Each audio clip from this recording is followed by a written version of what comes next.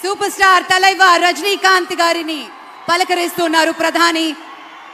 వారి దంపతుల్ని ladies and gentlemen మనస్ఫూర్తిగా వారి శుభకామనలు అందుకుంటూ మన బాలయ్య బాబుతోటి కరచాలనం చేస్తూ ముందుకు వెళ్తూ ఉన్నారు.